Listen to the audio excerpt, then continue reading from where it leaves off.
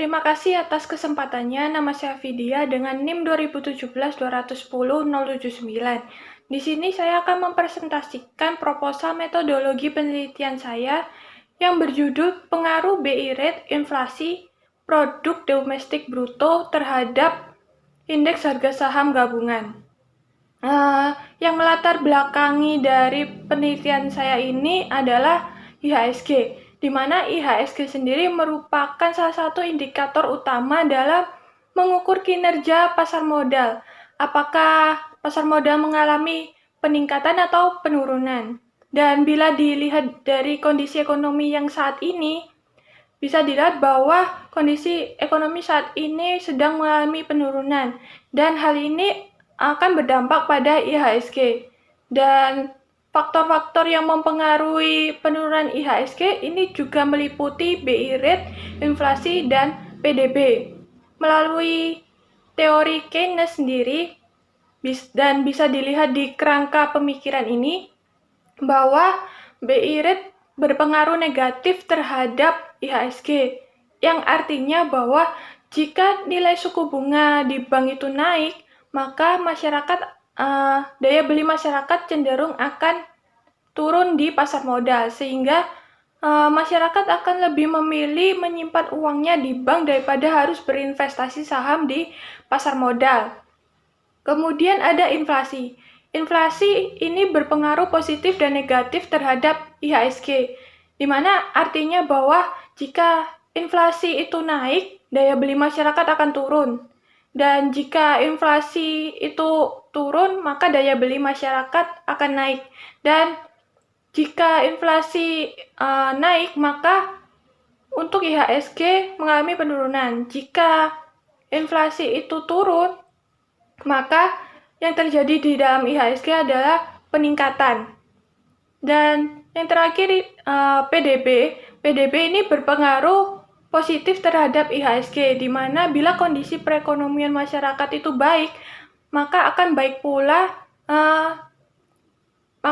pula bagi IHSG, karena kemungkinan besar bahwa masyarakat akan berinvestasi saham di pasar modal. Kemudian untuk rancangan penelitian ini sendiri, jenis penelitian ini merupakan jenis penelitian time series study atau menurut runtut waktu. Dan bila dilihat dari sebab akibatnya, penelitian ini juga merupakan causal study yang menganalisis pengaruh variabel independen terhadap variabel dependen.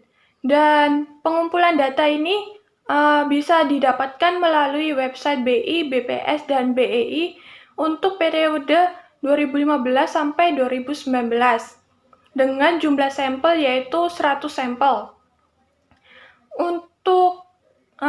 Selain itu ada batasan penelitian. Yang pertama yaitu bahwa pengumpulan data melalui website BPS, BI, dan BEI hanya untuk wilayah Surabaya saja, dan variabel dependennya hanya IHSG. Dan variabel independen yang saya pilih ada 3, yaitu BI rate, inflasi, dan PDB. Dari sini disimpulkan bahwa variabel dependen atau variabel X variabel yang terikat adalah IHSG, dan variabel independen, variabel yang mempengaruhi variabel lain, yaitu BI rate, inflasi, dan PDB. Kemudian ada definisi operasional dan pengukurannya, di mana IHSG adalah angka indeks harga saham yang disusun dan dihitung dengan menghasilkan trade dengan perhitungan IHSG-T sama dengan nilai pasar per nilai dasar dikali 100. Untuk BI rate merupakan suku bunga kebijakan yang mencerminkan sikap kebijakan moneter yang ditetapkan oleh Bank Indonesia dengan menggunakan perhitungan suku bunga dalam bentuk persentase dari pinjaman yang diperoleh dari jumlah bunga yang diterima tiap tahun dibagi dengan jumlah pinjaman. Untuk inflasi sendiri merupakan kenaikan harga secara terus-menerus yang dihitung dari perubahan indeks harga konsumen dengan perhitungan IRN sama dengan IHKN per IHK dalam kurung N-1 dikali 100% dikurangi 100%. Dan yang terakhir ada PDB, di mana nilai PDB ini adalah nilai produk, barang, dan jasa yang dihasilkan sebagai ukuran suatu negara untuk menentukan perhitungan aktivitas perekonomian nasional. Dan data ini bisa diambil melalui data dari website BI. Kemudian ada populasi sampel dan teknik pengambilan sampel, di mana populasi penelitian ini adalah IHSG dengan sampel berjumlah 100 dengan metode pengambilan sampel menggunakan metode purposive sampling. Kemudian ada data dan metode pengumpulan data, di mana dalam jenis penelitian ini data yang saya pakai adalah data sekunder yang dikumpulkan oleh lembaga pengumpul yang dipublikasikan kepada masyarakat melalui website. Sehingga metode pengumpulan data ini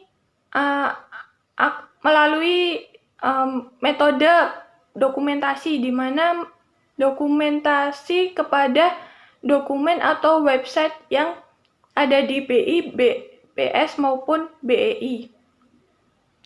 Dan untuk teknik analisis data sendiri, saya menggunakan model regresi linear berganda yang memiliki 5 langkah, yaitu persamaan regresi, uji F, uji koefisien determinasi, uji T, dan yang terakhir adalah uji koefisien determinasi parsial.